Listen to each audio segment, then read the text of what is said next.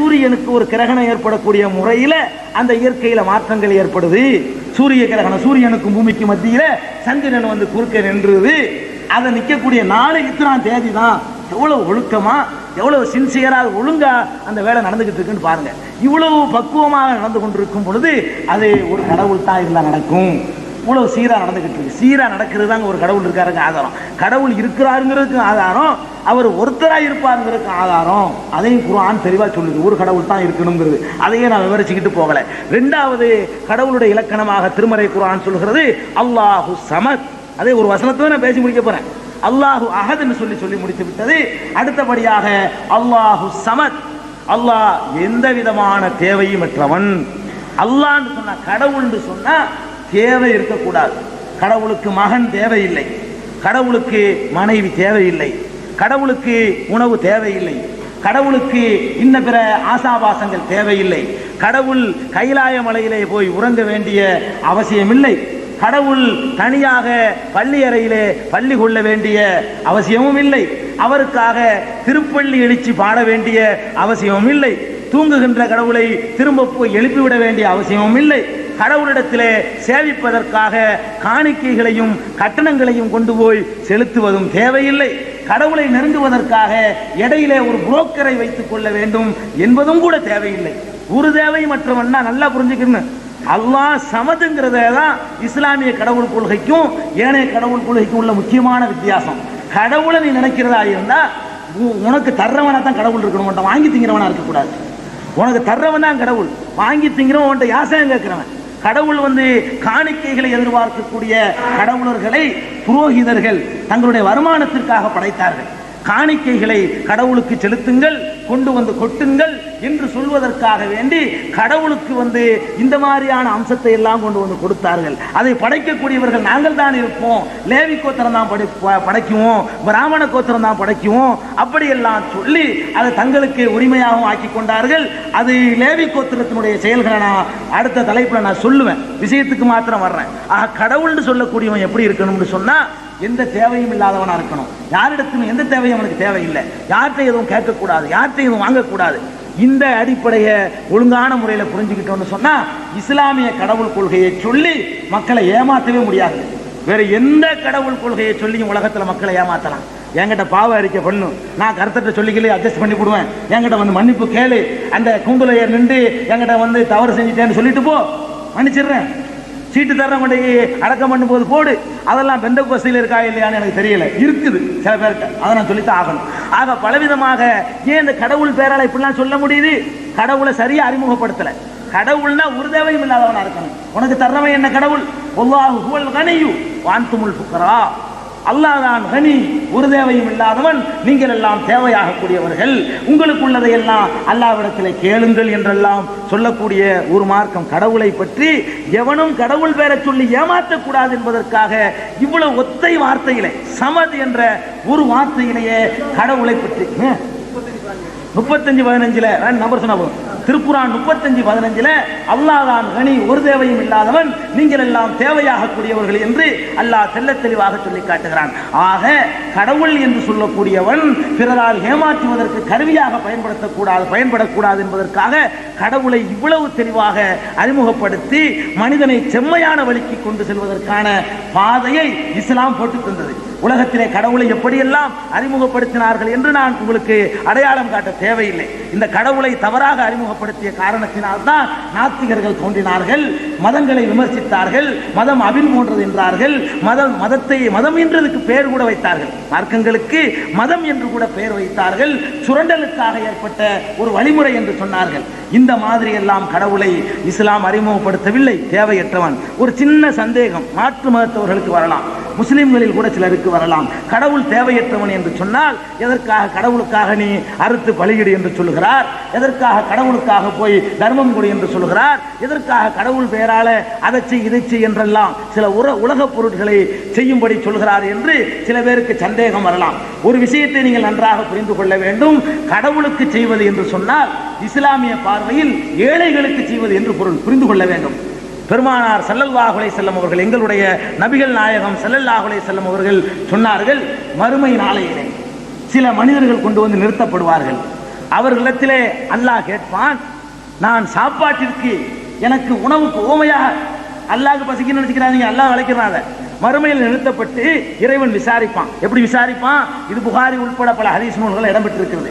அல்லாஹ் கேட்கிறான், ஏன்பா ரொம்ப பசியோடு நான் உன்னிடத்திலே வந்தேனே, எனக்கே நீ சோறு தரல, பசிக்குதுன்னு உங்ககிட்ட நான் வந்து கேட்டேனேப்பா. பெரிய பணக்காரனை கூப்பிட்டு கேட்கறான். அல்லாஹ் கேட்கிறான், பசிக்குதுன்னு உங்ககிட்ட நான் வந்தேனே, ஏன் எனக்கு நீ உணவு தரல? இன்னொருத்தன்ட்ட, அட எனக்கு ஆடை இல்லைன்னு சொல்லிட்டு உங்ககிட்ட வந்தேனே, எனக்கு எதுக்கு நீ ஆடை தரல? எனக்கு குடியிருக்க இடம் இல்லைன்னு சொல்லி உங்ககிட்ட வந்தேனே, ஏன் எனக்கு அதை தரலன்னு சொல்லி பலவிதமா கேட்கிறான்.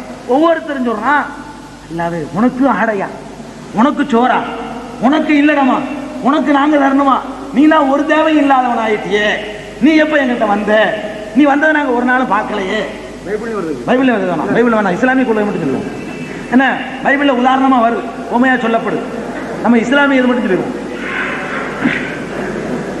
என்ன சொன்ன? அதான் சொல்ல. அப்ப இந்த மாதிரி வந்தனப்பா கேட்கும்போது அவன் சொல்லுவானா, நீனாவது வர்றதாவது, உனக்காவது பசியாவது, உனக்காவது ஆடையாவது தேவையாவதுன்னு கேட்பான். யாரு இவன்? கேட்கப்பட்டவன். அது கடவுள் சொல்லுவான், அன்னைக்கு ஒரு ஆள் ஒரு நாள் மழையில நனைஞ்சுக்கிட்டு உங்ககிட்ட வரலையா? அன்னைக்கு ஒரு ஆள் ஒரு நாள் இத்தனாம் தேதி பசிக்குதுன்னு சொல்லி உங்ககிட்ட வரலையா? அந்த ஏழைகளுக்கு நீ கொடுக்கறத எனக்கு கொடுக்கறதா நான் எடுத்துக்கிறேன். கடவுள் செய்ய சொல்றான். கடவுள் பேரை சொல்லி சொன்னா ஏழைகளுக்கு கிடைக்குங்கிற ஒரு காரணத்துக்காகத்தான் அதை செய் இதை செய்ய அல்லாஹ் சொல்றான். குர்பானி இருக்குது, குர்பானி கொடுக்க சொன்ன அந்த அல்லாஹ் தான் சொல்றான், லையனால் அல்லாஹ் லுஹூமுஹா வலா திமாவுஹா வலாக்கின் யனாலுஹு தக்வா மின்கும். உங்க அல்லாஹ்விடத்திலே இந்த மாமிசமும் சென்றடைவதில்லை, இதனுடைய இரத்தங்களும் சென்றடைவதில்லை, உங்களுடைய தக்வா என்ற நம்பர் மட்டும் சொல்லுங்க. 22:37 சொல்லி காட்டுகிறான், லையனால் அல்லாஹ் லுஹூமுஹா வலா திமாவுஹா. இந்த அறுக்கப்பட்ட பிராணிகளுடைய மாமிசங்களோ இரத்தங்களோ கடவுளை சென்றடைவதில்லை, உங்களிடத்திலே உள்ள இறை அச்சம்தான் சென்றடையும் என்று இறைவன் சொல்லுகிறான். ஆக இது தேவையில்லை, இறைவன் இது சேராது, என்னையா போட்டு அறுக்கணும்? அதையும் இஸ்லாம் சொல்றது, ஒரு நல்ல நாள், ஒரு பெருநாள், ஒரு பண்டிகை என்று வந்து விடுமையானால் எல்லா மக்களும் அன்றைக்கு விசேஷமான உணவுகளை சமைத்து உண்ண வேண்டும். வசதி பெற்றவர்கள் இறைவன் பெயரால் அறுத்து அதை ஏழை மக்களுக்கு கொடுக்க சொல்லுது. அன்னைக்கு அவனும் சாப்பிடணுங்கிறதுக்காக இதை கொண்டு புரோகிதத்தை கொடுத்து அங்க பள்ளிவாசல் கொண்ட ஒரு படைகள் ஒன்று பண்ணி ஆராதனையை காட்டிட்டு அதை படைக்கக்கூடிய சாமியாரு தூக்கிட்டு போறதுக்கு இது கொடுக்கப்பட்டது இல்லை. அப்ப அல்லாஹ் தேவையற்றவன் தான், நல்லா புரிஞ்சுக்கணும். தேவையற்றவன் தான். சில தர்மங்களை, சில நல்லறங்களை, தாகித்தவனுக்கு தண்ணியை கொடு, அவனுக்கு இதை கொடு, கல்விக்காக உதவி செய்ய, இப்படி எல்லாம் சொல்லியிருக்கிறார் சொன்னா பாதிக்கப்பட்ட மக்களுக்கு உதவ வேண்டும் என்பதற்காகத்தான் இதை அல்லாஹ்வே தெளிவாக மறுமையில அறிவித்து விடுகிறான். நபிகள் நாயகம் ஸல்லல்லாஹு அலைஹி வஸல்லம் அவர்கள் கூட சொன்னார்கள், இன்னல்லாஹ லா யன்துரு இலா சுவரிக்கும் அம்வாலிக்கும். உங்களுடைய தோற்றங்களையோ உங்களுடைய செல்வங்களையோ கடவுள் பார்ப்பதில்லை, உங்களுடைய உள்ளங்களை தான் பார்க்கிறான். ஆக இதற்காகத்தான் பொருளாதார ரீதியான சில தர்மங்களையும் சில அறங்களையும் ஏழைகளுக்கு பயன்பட வேண்டும் என்று இஸ்லாம் செய்ய சொல்கிறதே தவிர கடவுளுக்கு தேவை என்பதற்காக இல்லை. இதை நீங்கள் தெளிவாக புரிந்து கொள்ள வேண்டும். இன்னொன்றையும் நீங்கள் புரிந்து கொள்ள வேண்டும். இந்த பொருளாதாரத்தை விட்டு விடுவோம். எதற்காக எங்களை குனிய சொல்ல வேண்டும்? எதற்காக நெற்றியை போய் நிலத்திலே வைக்க சொல்ல வேண்டும்? எதற்காக எங்களை பட்டினி கிடந்து 30 நாட்களுக்கோ 29 நாட்களுக்கோ எங்களை பாடுபட செய்ய வேண்டும்? எதற்காக இன்ன பிற வணக்க வழிபாடுகளை எல்லாம் சொல்லித்தர வேண்டும்? இதனால் ஏழைகளுக்கு பயனில்லையே என்று சில பேருக்கு தோன்றலாம். ஒரு தேவையமற்றவன் என்று சொன்னால் நான் குனிவது கூட அவனுக்கு தேவையில்லை. நான் குனிகிறதுனால அவனுக்கு ஏதாவது அந்தஸ்து வந்துட போகுதா? நான் கூட நெத்தியை கொண்டு வச்சதுனால அந்தஸ்து கூடி, நெத்தியை வைக்காதனால அவனுடைய அந்தஸ்து குறைஞ்சிட போகுதா? அதுக்கு செய்யப்பட்டது இல்லை. வேறு எதுக்கு செய்யப்பட்டது? நோன்பை கடமையாக்கி இறைவன் சொல்லித் தருகிறான், லஅல்லக்கும் தத்தக்கூன், நீங்கள் இறை அச்சமுடையவர்களாக ஆக வேண்டும். இறைவனுடைய அச்சம் இருந்தால் தான் உலகத்தில் ஒரு மனிதன் பரிசுத்தமானாக பக்குவமானவனாக வாழ முடியும். இறையச்சம் இல்லை என்று சொன்னா, தான் செய்கிற தப்பை யாரும் பார்க்கல என்று சொன்னா எந்த தப்பும் செய்வான். லஞ்சம் வாங்குறான், ஏன் வாங்குறான்? அரசாங்கத்துக்கு தெரியாதுன்னு வாங்குறான். ஊழல் பண்றான், ஏன் ஊழல் பண்றான்? நமக்கு மேல உள்ளவனை கண்டுபிடிக்க முடியாது, கண்டுபிடிச்சாலும் அதில் ஒரு கமிஷனை வெட்டினா தப்பிச்சுக்கிறலாம் அப்படிங்கிற மாதிரி ஒரு தைரியம் இருக்கிறதுனாலதான் அதை செய்யறான். மது அருந்துறான், விபச்சாரம் பண்றான், யாரும் பார்க்க மாட்டாங்கிறதுனால. தனக்கு மேல ஒருத்தன் பார்த்துக்கிட்டு இருக்கிறான், ஒரு கர்த்தன் இருக்கிறான், ஒரு கடவுள் இருக்கிறான், நம்முடைய எல்லா செயல்களையும் அவன் கண்காணிச்சுக்கிட்டு இருக்கிறாங்கிற உணர்வு அவனுக்கு இருக்குமே. ஆனால் அவன் தப்பு செய்யறதுக்கு யோசிப்பான். இந்த கடவுள்கிட்ட லஞ்சம் கொடுக்க இயலாது, இந்த கடவுள்கிட்ட தப்பிச்சுக்கிற இயலாது, இந்த கடவுள்கிட்ட இருந்து காப்பாற்ற முடியாது யாருமே, அதனால் நம்மை திருத்திக் கொள்ளணும்னு சொல்லி தவறு செய்வதிலிருந்து அவன் திருந்திக் கொள்ளணும். திருந்திக் கொள்வதற்கு ஒரு பயிற்சி வேணும். திருந்திக் கொள்வதற்கு ஒரு பயிற்சி வேணும். சும்மா நீ பாட்டுக்கு இருந்து கேட்டா பயிற்சி வராது. ஒரு நாளைக்கு 5 தடவை வா. மனுஷனுடைய மனோ இச்சை சொன்னார்கள், பலவிதமான நப்ஸ், அதெல்லாம் நம்ம ஒத்துக்குருவோம். மனுஷன் தப்பு செய்யறவன் தான். அதுல ஜென்ம பாவம் இருக்காங்கிறதுல மாத்திரம் தான் நமக்கு வித்தியாசம். மனிதன்டா பாவம் செய்ய இயல்பு ஒன்று இருக்கத்தான் செய்யுது எல்லா மனுஷன்ட்டையும். அதை நாங்களும் ஒத்துக்கிறோம். இவன் என்ன செய்யறான், வெளியே வர்றான், பலவிதமான பொம்பளையை பார்க்கறான், பார்த்தோன்னு வேற மாதிரி சிந்தனை வருது, வேற மாதிரி காசை பார்க்கறான், வியாபாரத்தை பார்க்கறான். வியாபாரத்தோட நேர்மையா இருக்க முடியாதுன்னு சொன்னாங்க. இப்படி எல்லாம் நேர்மை இல்லாத முறையில நடக்க வேண்டிய ஒரு நிலையை காண்றான். காலையில இருந்து கொஞ்ச நேரம் பார்த்தோன்னே மறுபடியும் அல்லாஹ் பெரியவன், அல்லாஹ் பெரியவன். அப்ப அல்லாஹ் பெரியவன், அல்லாஹ் பெரியவன் என்ற அழைப்பு கேட்ட உடனே எல்லா ஒருத்தன் பார்த்துக்கிட்டு இருக்கிறானே, அல்லாஹ் கடவுளை வணங்கணுமே, அவனுக்கு எல்லாம் தெரியுமே, வணங்காட்டி அவன் தண்டிப்பானே. வணங்காட்டி தண்டிக்கக்கூடிய இறைவன் வியாபாரத்தில் மோசடி செஞ்சா தண்டிக்க மாட்டானா? வணங்காட்டி தண்டிக்கக்கூடிய இறைவன் லஞ்சம் வாங்கினா தண்டிக்க மாட்டானா? அதை பெறுவதற்காக வேண்டி இவன் ஒரு நாளைக்கு போய் கடவுள் முன்னாடி நின்று, கடவுளே நீதான் பெரிய ஆளு, கர்த்தாவே அல்லாஹு அக்பர், நீதான் பெரியவன், நீ கட்டளையிட்டு விட்டால் என்னை தாழ்த்துகிறேன், இந்த அளவோடு மட்டுமல்ல என்னை முழுசாகவே தாழ்த்தி விடுகிறேன். முதல்ல பாதி தாழ்த்துறான், அப்புறம் முழுசா தாழ்த்துறான். எவ்வளவு வேண்டுமானாலும் நான் தாழ்த்துவதற்கு தயார் அப்படின்னு சொல்லி கடவுள் இருக்கிறான், கடவுள் இருக்கிறான், பார்த்துக்கிட்டு இருக்கிறான், கேட்டுக்கிட்டு இருக்கிறான், கண்காணிச்சுக்கிட்டு இருக்கிறான் அப்படிங்கிற உணர்வு ஒருத்தனுக்கு வர வேண்டுமையானால் கடவுளை இப்படி புரியணுங்கிறதுக்கு தான் இந்த வணக்கமே தவிர இதனால் கடவுளுடைய அந்தஸ்து கூடி போயிட போறது இல்லை. இதனால ஒருத்தர் சொல்லுவாங்க, போனவனே கடவுளே ஓட்டெடுப்பு நடத்தி பார்த்தோம், உன்னை நம்புறாங்க ஜாஸ்தி இல்லை, அதனால கடவுள் பதவியிலிருந்து உன்னை இணைக்கப்பட்டவன யாரும் சொல்ல முடியுமா? ஓட்டெடுப்பு அடிப்படையில் தீர்மானிக்கிற விஷயமா? கடவுளுங்கிறது அப்படிப்பட்டது இல்லை. அதற்காகத்தான் அதெல்லாம் விவரமாக ஒவ்வொன்றையும் நான் பேசணும். சமதுங்கிறது 2 மணி நேரம் பேசணும். நான் முழுசா சொல்லி முடிக்க 2 மணி நேரத்துக்குள்ள வேகமாகத்தான் வேகமாக பேசுறேன். அந்த அடிப்படையில் தான் சில வணக்கங்களை அல்லாஹ் ஜல்ல ஷானஹு தஆலா மனிதர்கள் தெரிந்து எதிர்பார்க்கிறான். அதை தெளிவாக சொல்றான். உங்களுக்கு நோன்பு கடமையாக்கப்பட்டிருக்கிறது எதுக்கு தெரியுமா? லஅல்லக்கும் தத்தகூன், நீங்கள் அச்சமுடையவர்களாக மாறுவதற்காக. இன்னொரு இடத்திலே பெருமானார் ஸல்லல்லாஹு அலைஹி வஸல்லம் சொன்னார்கள், மல்லம் யதா கௌல ஸூரி வல் அமல பிஹி ஃபலைஸ லில்லாஹி ஹாஜத்துன் ஃபீ அன் யதா தஆமஹு வ ஷராபஹு. ஒருவன் நோன்பு வைத்துக் கொண்டு அவன் தவறான பேச்சுக்களையும் தவறான செயல்களையும் விடவில்லை என்று சொன்னால் அவன் பசித்திருந்ததிலோ அவன் தாகித்திருந்ததிலோ அல்லாஹ்வுக்கு எந்த தேவையும் கிடையாது. அப்ப பசிக்க வைக்கிறது அல்லாவுடைய நோக்கம் இல்லை, தாகத்தில் ஆழ்த்துவது அல்லாவுடைய நோக்கம் இல்லை, நீ தப்பான செயல்களை விடணுங்கிறதா நோக்கம். அதை விடலை என்று சொன்னா உங்க நோம்புக்கு பேர் நோம்பு இல்லை, ஒரு பட்டினி, அது ஒரு சடங்கு, அது என்கிட்ட ஏற்றுக்கொள்ளப்படாதுன்னு சொல்லிட்டு அல்லாஹ் சொல்லுவதாக நபிகள் நாயகம் ஸல்லல்லாஹு அலைஹி வஸல்லம் சொல்கிறார்கள். எப்படி சொல்கிறார்கள்? மல்லம் யதா கௌல ஸூரி. இந்த வசனங்களை எல்லாம் நான் வேற கண்ணோட்டத்தில் பேசணுங்கிறதுக்காக குறிப்பா எழுதி கொண்டு வரல. கடவுள் கொள்கையை உங்களுக்கு மாற்றி சொல்றதுனால தான் நான் வேற ரூட்ல பேசிக்கிட்டு இருக்கிறேன். இதற்கான ஆதாரங்களை எல்லாம் வசனங்களை எல்லாம் இரவு எழுதி நூல் உள்பட இரவு நாம நடுவத்தை ஒப்படைச்சிருவோம். இந்த ஆயத்து வசனங்கள் நான் பேசின எல்லாத்தையுமே. அப்ப மல்லம் யதா கௌல ஸூரி வல் அமல பிஹி, யார் பொய் பேசுவதையும் தவறான செயல்கள் செய்வதையும் விடவில்லையோ அவன் அதை தன்னுடைய தண்ணியை தன்னுடைய உணவுகளை விட்டிருந்ததனால் அல்லாஹ்வுக்கு எந்த தேவையும் இல்லை என்று பெருமானார் ஸல்லல்லாஹு அலைஹி வஸல்லம் அவர்கள் அல்லாஹ் சொன்னதாக எங்களுக்கு சொல்லித் தருகிறார்கள். ஆக நோன்புடைய தத்துவம் என்ன? ஒருவன் பக்குவப்படணும், இறை அச்சம் உள்ளவனா ஆகணும். தேவை உள்ளவங்கிறதுக்கு எதுக்கு சமதனோ நீங்க வேற மாதிரி குழப்பிடுவாங்க. சமதனா எதுக்கு நீ அவனை போய் வணங்குறேன், சமதனா எதுக்கு போய் நீ காணிக்க கொடுக்குற, காணிக்க என்ன பள்ளிவாசல்ல காணிக்க வச்சிருக்குதா, தர்காக்கள் வச்சிருக்கேன்னு கேட்காதீங்க. தர்காக்கு இஸ்லாத்துக்கு சம்பந்தம் கிடையாது. தர்காக்கள்லாம் இடிக்கணும்னு இஸ்லாம் சொல்லுது. அல்லாஹ் வணங்கக்கூடிய பள்ளிவாசல்கள் இதெல்லாம் கிடையாது. இதை நல்லா தெரிஞ்சுக்கணும். இஸ்லாம்ங்கிற குர்ஆன் இஸ்லாம் பார்க்கணுமே தவிர மனுஷன் செய்யக்கூடிய இவன் கடவுள் நம்பிக்கைக்கு மற்ற சமுதாயத்தை பார்த்து கற்பித்துக் கொண்டு முஸ்லீம்கள் செய்யக்கூடியதுக்கு நாங்கள் பொறுப்பு இல்லை. புரோகிதர்களை இடையில வச்சுக்கிட்டாங்கன்னு சொன்னா அதுக்கு இஸ்லாம் பொறுப்பு இல்லை. புரோகிதர்களை வச்சிருக்கிறாங்க முஸ்லீம்களும், எங்கேயோ பார்த்து காப்பி அடிச்சு. இஸ்லாம் புரோகிதத்தை ஆதரிக்கவே இல்லை. நபிகள் நாயகம் ஒரு காலத்திலும் புரோகிதராக இருக்கவே இல்லை. நீங்க நல்லா தெரிஞ்சுக்கணும். நபிகள் நாயகத்தினுடைய தோழர்கள் ஒரு காலத்திலும் புரோகிதராக இருக்கவே இல்லை. இடைத்தரகர் தேவையில்லை. சுன்னத்தா, பேர் வைக்கிறதா, இன்ன பிற காரியங்களா, திருமணங்களா, எதுக்கும் புரோகிதர் வர வேண்டியது இல்லை. அவரவர் அவருடைய காரியத்தை செய்து கொள்ளலாம். இப்படி சொல்லித்தரக்கூடிய ஒரே மார்க்கம் இஸ்லாமிய மார்க்கம் மட்டும்தான். அல்லாஹு ஸமத், அல்லாஹ் ஒரு தேவையும் இல்லாதவன். அது மாத்திரமல்ல, அடுத்து அல்லாஹ்வுடைய இலக்கணத்தை அடுத்த வசனத்தில் அல்லாஹ் சொல்லி காட்டுகிறான். லம் யலித், அவன் யாரையும் பெறவில்லை. கடவுள் என்று சொன்னால் அவனுக்கு முதல்ல பிள்ளை இருக்கக்கூடாது. பிள்ளை இருக்கிறதே கடவுளுக்குரிய பலவீனம். பிள்ளைன்னு ஒன்று இருந்துட்டா பாசோண்டு ஒன்று வரும், பாசோண்டு ஒன்று வந்துட்டா நேர்மை தவறுதல்னு ஒன்று வரும், அந்த பிள்ளையை கொஞ்சிறதுன்னு ஒன்று வரும், அதை கவனிக்கிறதுன்னு ஒன்று வரும், அதுக்காக செலவு கொடுக்கறதுன்னு ஒன்று வரும். இது பலவிதமான விஷயங்கள்லாம் வந்துருங்கிறதுக்காக வேண்டிதான் கடவுளுக்கு பிள்ளை கிடையாது. லம் யலித். ஒரு இடத்துல தெளிவாக சொல்லி காட்டுகிறான், மத்தகத சாஹிபத்தன் வலாவலதா, அவன் மனைவியையும் ஏற்படுத்திக் கொள்ளவில்லை, குமாரர்களையும் ஏற்படுத்திக் கொள்ளவில்லை. அவனுக்கு மனைவியும் இல்லை. கடவுள் பிள்ளை இல்லைங்கிறதுல பிள்ளையை மட்டும் நீங்க வழங்கக்கூடாது. பிள்ளை இல்லைன்னா மனைவி இல்லைன்றது தன்னை அவளை வழங்கிடணும். மனைவி மூலம் புள்ள பெற முடியும். எப்ப புள்ள இல்லை நீங்க சொல்லப்படுதோ அவனுக்கு மனைவியும் இல்லைங்கிறதை வழங்கணும். கடவுளுக்கு மனைவியை கற்பித்திருக்கிறார்கள். ஒரு கடவுளுடைய மனைவியை இன்னொரு கடவுள் கூட்டி கொண்டு போன கதையை எல்லாம் எழுதி வைத்திருக்கிறார்களே, அப்படி இஸ்லாம் கடவுளை அறிமுகப்படுத்தவில்லை. கடவுள் எப்படிப்பட்டவராக இருக்கிறார்னா அவருக்கு மனைவி கிடையாது. மத்தகத சாஹிபத்தன் வலாவலதா, அவருக்கு மனைவியும் கிடையாது, மக்களையும் அவன் ஏற்படுத்திக் கொள்ளவில்லை. அவன் தான், அவனுக்கு புள்ள குட்டி கிடையாது. இன்னொரு அடிப்படை நீங்க பார்க்கணும். புள்ள எப்ப தேவை தெரியுமா? யாருக்கு தேவை தெரியுமா? யாருக்கு சாவு இருக்குது அவனுக்கு தான் புள்ள தேவை.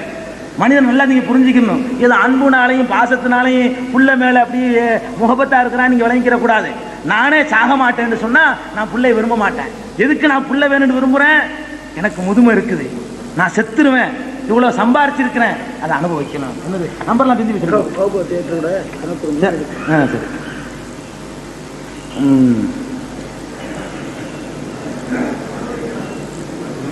என்ன சொன்ன? ஒருத்தனுக்கு முதுமை வரும். முதுமை வரும்போது நிறைய சொத்து சேர்த்து வச்சிருப்பான். நம்ம செத்து போயிடுவோமே, செத்த பிறகு இந்த சொத்தெல்லாம் எவனா தின்னுட்டு போயிடக்கூடாது, நமக்கு ஒரு பிள்ளை இருந்தா அதை திங்கலாமேங்கிறதுக்கு தான் ஒருத்தன் பிள்ளைக்கு ஆசைப்படுறான். ஏழை எதுக்கு ஆசைப்படுறான்னு சொன்னா, நாம தான் ஏழையா இருந்துட்டோம், நம்ம ஒரு பிள்ளைய பத்தா அவன் வளர்ந்து அவன் ஆளாகி அவன் உழைச்சி நம்ம படுத்த படுக்கையில் கிடக்கும்போது நம்மளை காப்பாற்றுவானு அப்படிங்கிறதுக்காக அவன் பிள்ளைய ஆசைப்படுறான். சாவு யாருக்கு இருக்குதோ அவனுக்கு தான் புள்ள தேவை. அவனுடைய சொத்தை அனுபவிக்க, அவனை கவனிக்க, அவனுடைய பொருள்களை பயன்படுத்த, அதுக்கு தான் கடவுள் ஒருத்தனுக்கு புள்ள தேவையே தவிர சாவே இல்லைன்னு ஆயிரும் போது எதுக்கு புள்ள?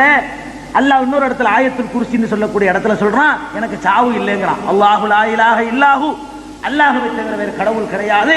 அல் ஹை, அவன் உயிர் உள்ளவன். அல் கய்யூம், நித்திய உயிர் உள்ளவன், நிரந்தர உயிர் உள்ளவன், என்றென்றும் சாகாமலேயே உயிரோடு இருக்கக்கூடியவன். அவன் சாகவே மாட்டான் என்று சொல்லும் பொழுது அவனுக்கு எதுக்கு புள்ள? அதை எந்த வாரிசு அடிப்படையில் கொண்டு உரிமை கொண்டாடுறதுக்கு புள்ள?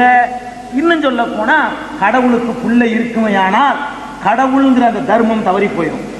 கடவுளுக்கு புள்ள இருந்தா கடவுளுங்கிறதுடைய தர்மம் என்ன? கடவுள்கிட்ட தர்மம் நீதி, நேர்மை, தராசு பிடிச்சது போல இருக்கணும். இன்னல்லாஹ லா யظلمு மிஸ்கால தர்ரா, அணுவளவு கூட கடவுள் அநீதி இழைக்க மாட்டான். ஏன் அநீதி இழைக்க மாட்டான்? புள்ள குட்டி இந்த பாசம் தாங்க ஒருத்தனை கெடுக்குது. உலகத்துல ஒருத்தன் தப்பு செய்யறான், அக்கிரமம் செய்யறான், என்ன காரணம்? கொண்டாட்டி கேட்பானாக, எனக்கு நெக்லஸ் வாங்கி கொடு, இவனுக்கு 50 ரூபா சம்பளமா இருக்கு, நெக்லஸ் எங்க போய் வாங்குவான்? 500 ரூபா லஞ்சத்தை வாங்கி கெடுக்கிறதெல்லாம் இவன். அப்ப சந்ததிகளும் குடும்பத்தினர் இருக்கும் போது அவங்களை காப்பாற்றுறதுக்காக வேண்டி மனுஷன் தப்பு செய்வான். தன்னுடைய பிள்ளை தப்பு செஞ்சு போது தப்புன்னு மனசாட்சி தெரிஞ்சு இருக்கும் போது கூட அதை மறைக்கிறதுக்கு பார்ப்பான். அப்ப இந்த பிள்ளைகள்லாம் இருக்கும் போது கடவுள்ங்கிறவரே அந்த நியாய தராசிலிருந்து தவற வேண்டிய நிலை ஏற்படும். கடவுள் தன்மைக்கு ஊர் விளைவிக்கக்கூடியது பிள்ளை இருக்குதுன்னு சொல்லுவது. பொண்டாட்டி இருக்குதுன்னு சொன்னா பொண்டாட்டியோட ஒரு நள்ளிரவுல போய் சல்லாபம் செஞ்சுக்கிட்டு இருக்கும் போது அந்த நேரத்துல கர்த்தரே என்னை காப்பாத்துன்னு ஒருத்தன் கூப்பிட்டான்னு சொன்னா அது இவருக்கு அப்படி கேட்க முடியுமா? அப்ப அந்த நேரத்தில் உலகத்தை நிர்வகிக்கிறது யாரு? கடவுள் சொன்னா ஒவ்வொரு வினாடி நேரம் உலகத்தை கண்காணிச்சுக்கிட்டு இருக்கணும். ஒவ்வொரு வினாடி நேரமும் உலகத்தினுடைய நடக்கிறதெல்லாம் பார்த்துக்கிட்டு இருக்கணும். ஒரு நூல் விழுந்தா கூட அவன் பார்வை விட்டு தப்பக்கூடாது. இவன் பாட்டுக்கு லயித்து போய் மனைவியோட சேர்ந்து சுகத்துல ஈடுபட்டுக்கிட்டு இருக்கும் போது இடி விழுந்தாலும் தெரியாது, புயல் அடிச்சாலும் தெரியாது, 4 பேர் பட்டினியா செத்தாலும் தெரியாது, இவன் கவனிக்கவே மாட்டான். இடி இடிக்குது, அவர் சல்லாபத்தில் ஈடுபட்டாருன்னு சொன்னா இடி அவனுக்கு விளங்காது, சிரிக்கக்கூடாது. சல்லாபத்தில் ஈடுபட்டான்னு சொன்னா அவனுக்கு விளங்க முடியாது. அதனால மனைவி கடவுளுக்கு இருக்கக்கூடாது. இஸ்லாம் கடவுளை பற்றி ஒரு அறிமுகம். கடவுளை மனுஷன் கடவுள் வேற சொல்லி ஏமாத்துறதுக்குள்ள எல்லா வசதியும் நடக்க போச்சு. கடவுள் வேற சொல்லித்தான் மதங்கள்லாம் ஏமாத்திக்கிட்டு இருக்கு. பெரும்பாலான மதங்கள் அந்த கடவுள் வேற சொல்லி ஏமாற்றப்படக்கூடாதுங்கிறதுக்காக கடவுளை சரியான கோணத்தில் நபிகள் நாயகம் ஸல்லல்லாஹு அலைஹி வஸல்லம் மூலமாக அல்லாஹ் தெளிவாக அறிமுகம் செய்தான்.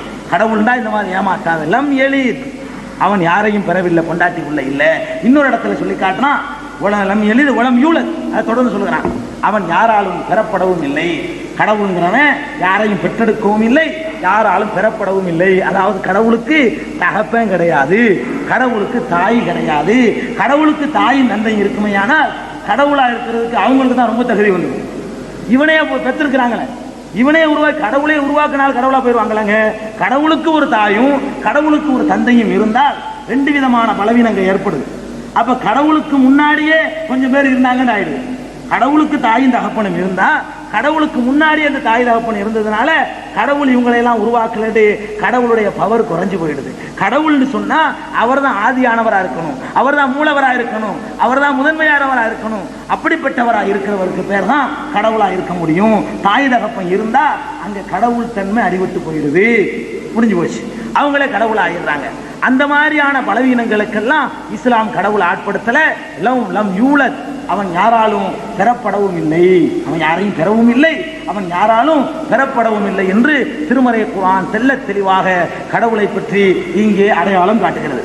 காட்டிவிட்டு கடைசியாக ஒரு வசனத்தை சொல்கிறது. கடவுளை பற்றி புரிந்து கொள்வதற்கு கடைசியாக உள்ள இந்த ஒரு வசனம் இருக்கிறது. இதுல எல்லா விதமான அம்சங்களையும் உள்ளடக்கி போச்சு. என்ன அடக்கிருச்சு? வலம் யகுல்லஹு குஃபுவன் அஹத், கடவுளுக்கு நிகராக எவனும் கிடையாது. இது ரொம்ப முக்கியமான வசனம்ங்க. கடவுளை ஒருத்தனுக்கு ரொம்ப டீப்பா புரிஞ்சுக்கிற முடியலன்னா ஒண்ணு மட்டுமாவது புரிஞ்சுக்க, கடவுள் மாதிரி யாரும் கிடையாது.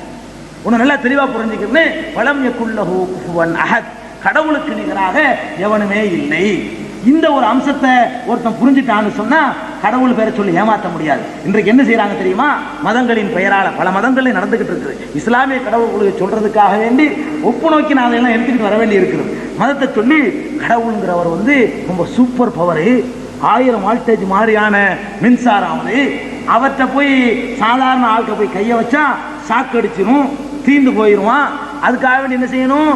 அந்த மின்சாரத்துடைய பவரை கொஞ்சம் கொஞ்சமாக குறைச்சி கொடுக்கக்கூடிய டிரான்ஸ்ஃபார்மர்கள் நிறைய வேணும். அப்படி குறைச்சி குறைச்சி குறைச்சி குறைச்சி ஒரு 6 வால்ட்டில் வந்தா அப்ப கையை வச்சா சாக்கடிக்காது. நீ போய் கடவுள்கிட்ட நேர தொடர்பு வைக்காதே. கடவுளை பற்றி அறிமுகப்படுத்துது. எங்களை மாதிரி ஒரு ஆளைப்புடி, ஒரு சிலரு குருமார்களை புடி, அவங்க காலில் விடு, நேரடியாக கடவுள்கிட்ட போயிடாதே, இப்படி எல்லாம் சொல்லி இடைத்தரகர்கள் நிறைய பேர் வந்து உட்கார்ந்துருவாங்க. அதில் பல ஸ்டேஜ் இருக்கு. இவருக்கு அவர் தரகர், அவருக்கு இவர் தரகர், இப்படி பல விதமாக போய் ஸ்டேஜ் பை ஸ்டேஜா கடவுளுடைய பவரை கொஞ்சம் கொஞ்சமாக குறைச்சிக்கிட்டு வந்து 6 வோல்ட்டா கொடுக்கக்கூடிய ஆட்களை எல்லாம் இன்னைக்கு பார்த்துக்கிட்டு இருக்கிறோம். ஆனால் அல்லாஹ் என்ன சொல்றான்? லம் யகுல்லஹு குஃபுவன் அஹத், கடவுளுக்கு நிகராக யாரும் இல்லை. கடவுளுக்கு நிகராக ஒத்தனை இல்லைன்னா ஏன்டா மின்சாரத்தோட அவருக்கு ஒப்பிடுற? கடவுள் மின்சாரம் ஒன்னா, கடவுளை பத்தி பேசினா மின்சாரம் பேட்டரி கட்டணம் இந்த பேச்சு பேசக்கூடாது. கடவுள் கடவுள் தான். வலம் யகுல்லஹு குஃபுவன் அஹத், அவனுக்கு நிகரா யாரும் கிடையாது, எதுவும் கிடையாது. இது யாரும் கிடையாது நீங்க சொல்றான். யாருண்டா மனுஷன் கிடையாது விளங்கிக்கிற கூடாதுக்காக இன்னொரு வசனத்துல சொல்லி காட்டுகிறான். லைஸ கமிஸ்லிஹி ஷைஉன், அவனை போல எதுவும் இல்லைன்னு சொல்றான். இங்க யாரும் இல்லைன்னு சொல்லிவிட்டான், அவனை போல எதுவும் இல்லைன்னு சொல்லிட்டான். அப்ப கடவுள் மாதிரி எதுவும் இல்லைன்னு சொன்னா மின்சாரம்லாம் பேசிட்டு ஏமாற்றக்கூடாது. மின்சாரத்தை போல என்னது வயசுங்க அது இல்லை, மொத்தமாக நம்ம கொடுத்துருவோம் நம்பர், மொத்தமாக டிஸ்டர்ப் பண்ணும். மொத்தமான 1000 நம்பர்லாம் சொல்ல சொல்ல குறிச்சிக்கிறீங்க, மொத்தமாக கொடுத்துருவோம்.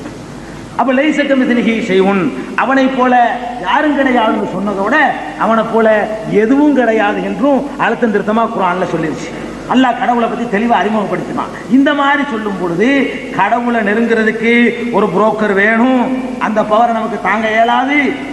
இதெல்லாம் வச்சுக்கிறாங்க, இந்த பேச்செல்லாம் பேசக்கூடாது. ஒரு இடத்துல அல்லாஹ் தன்னை பத்தி சொல்லும் போது சொல்றான், வலா தல்ரிபு லில்லாஹில் அம்சால், அல்லாஹ்வுக்கு நீங்கள் உதாரணங்கள்லாம் கூறக்கூடாது. அல்லாஹ் பத்தி பேசும்போது நீங்கள் உதாரணம் கூறக்கூடாது. இது பல சமயத்தவர்களும் கடவுளுக்கும் மனுஷனுக்கு மத்தியில புரோக்கர்களை, இடைத்தரகர்களை உண்டாக்குவதற்காக சில தத்துவங்களை சிருஷ்டித்திருக்கிறார்கள். இந்த தத்துவங்களை எல்லாம் அடிச்சு தகர்த்தெறிகிறது தான் இந்த வாசகம். அவனுக்கு நிகரா யாரும் இல்லைங்கிறது. என்ன தத்துவம்? ஒரு பெரிய அதிகாரம் படைத்த முதலமைச்சர் இருக்கிறாரு. அந்த முதலமைச்சர்கிட்ட போய் நடுவர் கோபி கணேசன், அவர் எவ்வளவு பிரபல்யமான ஆளா இருந்தாலும் முதலமைச்சரை போய் நேரடியாக சந்திக்க முடியுமா? நேரம் சந்திக்க முடியாது. அவர் என்ன செய்யணும்? அவங்க இதுல உள்ள எல் கணேசனை கூட்டிட்டு போகணும். எல் கணேசனை கூட்டிட்டு போய் முதலமைச்சரை சந்திச்சா தான் அறிமுகம் பண்ண முடியும். அப்படி இருக்கும்போது ஒரு முதலமைச்சரை சந்திக்கிறதுக்கு இடையில ஒரு எல் கணேசன் தேவைப்படுதுன்னு சொன்னா அப்ப நீ கடவுளை போய் நேரடியா பார்க்க முடியுமா? எல் கணேசன் மாதிரி எங்களை வச்சுக்க அப்படி எல்லாம் சொல்லி கடவுளுக்கு மனுஷனுக்கு மத்தியில பாவ அறிக்கை பெறுவதற்காகவும் இன்ன பிற காரியங்களுக்காகவும் இடையில ஒரு புரோக்கரை ஏற்படுத்தி வைத்திருக்கிறார்களே, அதையும் இது தகர்த்தெறிகிறது. அவனை போல யாரும் இல்லடா, ஏன் நீதிபதிங்கிற, ஏன் முதலமைச்சருங்கிற? முதலமைச்சர் மனுஷன் ஒன்னா, முதலமைச்சர் மாதிரி தான் இந்த மனுஷனா? முதலமைச்சரை சந்திக்க முடியாத காரணம் என்னன்னா முதலமைச்சருக்கு எனக்கு தெரியாது, அதனால சந்திக்க முடியல. நான் போன என்னை பார்த்ததும் கிடையாது, போடான்றான். கடவுளுக்கு என்னை தெரியாதா? கடவுள் மாதிரி யாரும் என்னை பத்தி கடவுள் நல்லா தெரியுமே, அதனால கடவுளுக்கு மனுஷனுக்கு மத்தியில புரோக்கரை ஏற்படுத்தாதே. இப்படி எந்தெந்த ரூபத்துல எல்லாம் மனுஷனை கெடுக்கிற சித்தாந்தம் இருக்கோ அந்த சித்தாந்தத்தை முன்னாடி வைங்க. இந்த வலம் யகுல்லஹு குஃபுவன் அஹதுங்கிறத வைங்க, அப்படியே அடி தரமட்டமாக்கும். இந்த ஒரு வார்த்தை வலம் யகுல்லஹு குஃபுவன் அஹத், கடவுளை புரிஞ்சுக்கிட்டு இருக்கும்போது புரிய நினைக்கும் போது ஒரு வார்த்தையை மாத்திரம் மனசுல வச்சுக்கிறீங்க. அல்லாஹ்வுக்கு நிகரா யாரையும், அல்லாஹ்வுக்கு நிகரா எதுவும் இல்லை. அல்லாஹ் அறிகிற மாதிரி எல்லாத்தையும் அறியக்கூடியவர், அல்லாஹ் மாதிரி கடவுளுங்கிறவர் எல்லாவற்றையும் அறிந்தவர் நம்ம நம்புறோம். இஸ்லாம் சொல்லுது, மற்ற மதங்கள் அப்படி சொல்லத்தான் செய்யுது. கடவுள் அனைத்தையும் அறிந்தவர், அனைத்தையும் அறிந்தவர் சொல்லிக்கிட்டு சில மனுஷனுக்கு அந்த ஞானம் இருக்குன்னு சொல்லுது. எல்லாத்தையும் அறிந்தவன் கடவுளை ஒரு பக்கத்தில் அறிமுகப்படுத்திக்கிட்டு சில மனிதர்களுக்கு என்ன இருக்கு, அந்த மாதிரியான ஞானம் இருக்குது. அப்படியே அந்த என்னமோ ஒரு பரிசுத்த ஆவியினால என்னென்னத்தையெல்லாம் பார்த்து விடுவார்கள், அப்படியெல்லாம் சொல்லி நடக்க இருப்பது. அது இது எல்லாவற்றையும் அறிந்தவராக சித்தரித்து காட்டக்கூடிய சித்தாந்தங்கள். ஏன் அப்படியெல்லாம் சொன்னா தான் மனுஷன்ட்ட ஒரு மதிப்பு பெற முடியும், மனுஷன்ட்ட ஒரு காணிக்க பெற முடியும். என் காலில் விழு, எனக்கு காணிக்க கொண்டாந்து கொட்டு, என்னை பள்ளைக்குள்ள தூக்கிட்டு போ, என்னை தனி இடத்துல கொண்டு வை, என்னை உயரமான இடத்துல வை, எனக்கு தனி ட்ரெஸ் கொடு, எனக்கு தனி அந்தஸ்து கொடு, எனக்கு தனி உணவு கொடு. இதெல்லாம் ஏன்னு கேட்டா எனக்கு கடவுளுக்கு மத்தியில் ஒரு தனி கனெக்ஷன் இருக்குது. இந்த கனெக்ஷன் அடிப்படையாக கொண்டு நான் சில ரகசிய ஞானங்களை எல்லாம் அறிந்து கொள்வேன் என்று சொல்லக்கூடிய சித்தாந்தங்கள் உலகத்தில் இருக்குன்னு சொன்னா அதுக்கும் சாவுமணி இந்த வாசகம். உலம் எக்குள்ளஹு குஃபுவன் அஹத், அவனுக்கு நிகரா எவனும் கிடையாது. பேசாத, கடவுளை பத்தி பேசினா மனுஷன் மாதிரி நினைச்சுக்கிட்டு பேசாத. மனுஷனுக்கு தான் இதெல்லாம் தேவை. இடையில ஆள் வேணும், அவனுக்கு ரஜகத பதாதிகள்லாம் தேவைப்படும். பின்னாடி பராக்கு சொல்றதுக்கு 1000 பேர் வேணும், முன்னாடி 1000 பேர் வேணும். எந்த அளவுக்கு சொன்னாங்க, முஸ்லீம்களை பொறுத்த வரைக்கும் நாங்க உயிரினும் மேலாக மதிக்கக்கூடிய ஒரே ஆள் நபிகள் நாயகம் ஸல்லல்லாஹு அலைஹி வஸல்லம். அதே நேரத்தில் எல்லா நபிமார்களையும் மதிப்போம், எல்லா நபிமார்களையும் மதிப்போம். நாங்கள் உயிரினும் மேலாக மதிக்கக்கூடிய, எங்களுக்கு இந்த கொள்கை எங்களுக்கு கற்றுத்தந்த, எங்களை எல்லாம் ஓரிரை கொள்கையின்பால் கொண்டு வந்தவர்கள் நபிகள் நாயகம் ஸல்லல்லாஹு அலைஹி வஸல்லம் அவர்கள்.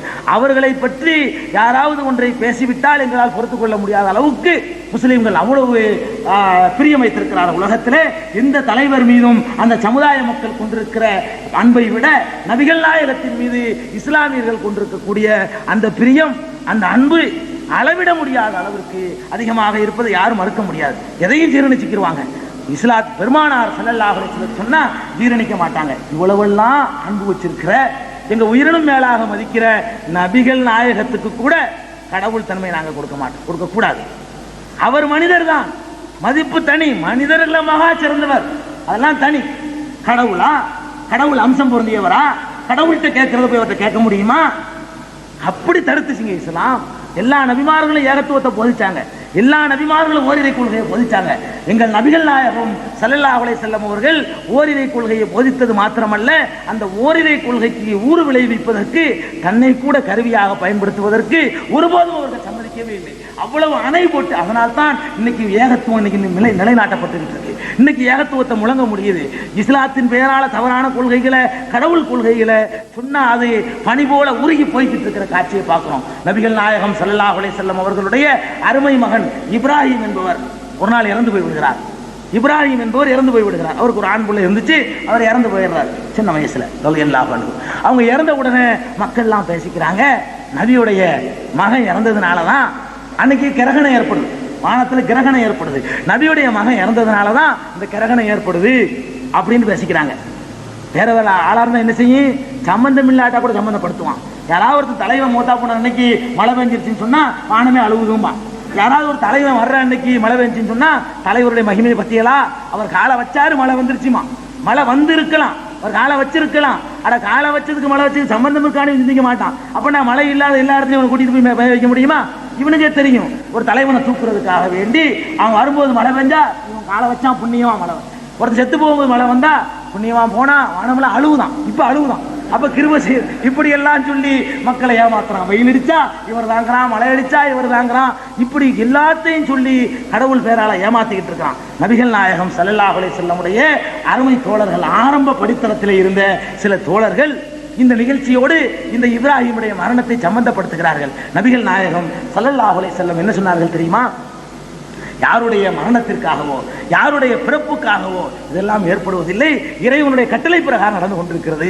இதுல பெருமை வாங்கிக்கிற முடியல. ஆமா, நம்மளால ஏற்படுச்சு சொல்லிருக்கலாமா இல்லையா? கடவுள் கொள்கைக்கு ஊறு விளைவிக்கிறதுக்கு தன்னை முன்னாடி வைக்கவே இல்லை. தன்னை ஏன்னு கேட்டா ஏற்கனவே உள்ள சமுதாயங்கள்லாம் சீர்கெட்டு போனதற்கு அந்த பெரியார்கள் தான் கருவியா பயன்படுத்தப்பட்டாங்க.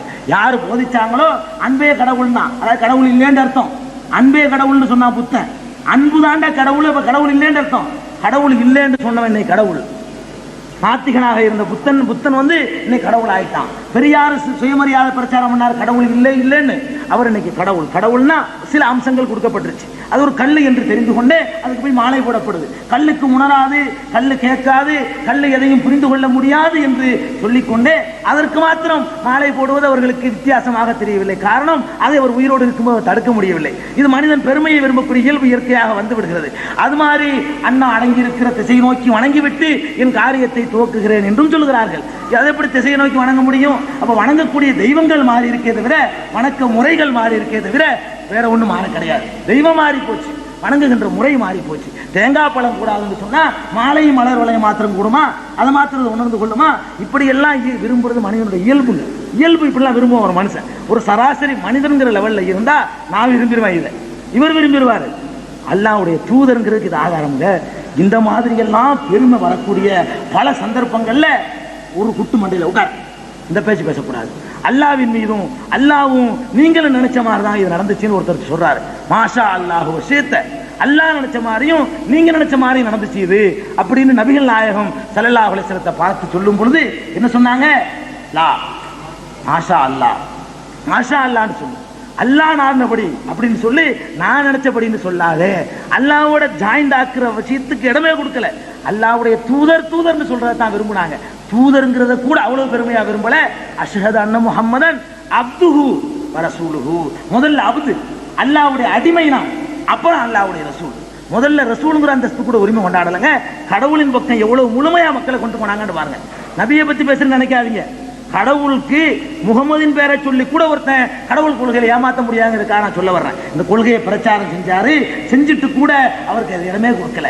ஒரு சாரார் முஆத் இப்னு ஜபல் என்ற ஒரு நபித்தோழர் பல ஊர்களையும் சுற்றி பார்க்கிறார். பல நாடுகளில் அந்தந்த நாட்டு மன்னர்கள் எல்லாம் அந்த தலைவர்களுக்கு சிறந்தாழ்த்தி மரியாதை செய்யக்கூடிய காட்சியை பார்த்துவிட்டு நபிகள் நாயகம் ஸல்லல்லாஹு அலைஹி வஸல்லம் அவர்களிடத்திலே வந்து சொல்கிறார், அல்லாஹ்வுடைய தூதரே, பல நாடுகளுக்கு சென்றேன். யஸ்ஜுதூன ரஅய்துஹும் யஸ்ஜுதூன லிமர்ஜுபானின் லஹும். அவர்கள் எல்லாம் தங்களுடைய தலைவர்களுக்கு சஜிதா சிரம்பணியக்கூடிய காட்சியை நான் பார்த்தேன். உங்களுக்கு நான் செய்யட்டுமா? அவங்களுக்கு செய்யறதை விட உங்களுக்கு நான் சிரம்பணிவது தகுதி இல்லையா என்று கேட்ட பொழுது நபிகள் நாயகம் ஸல்லல்லாஹு அலைஹி வஸல்லம் சொன்னார்கள், இல்லை, அனுமதி கிடையாது. ஒரு மனுஷனுக்கு இன்னொரு மனுஷன் சிரம்பணிவது என்பதற்கு இடமே கிடையாது. எனக்கும் கூட பார்க்க முடியுமா சரித்திரத்துல? கடவுளை அப்படி பண்ணாங்க. கடவுளுக்கு தான் சுயமரியாதையை முழுமையா மனுஷனுக்கு பெற்றுக் கொடுத்தாங்க.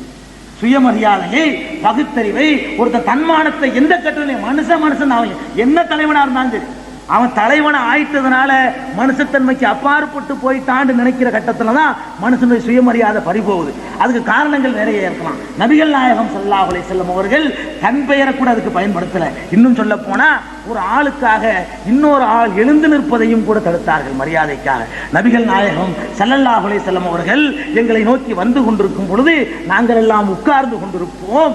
ஆனால் அவர்கள் வருகிறார்கள் என்பதற்காக நாங்கள் எழுந்து நிற்க மாட்டோம். ஏன் தெரியுமா?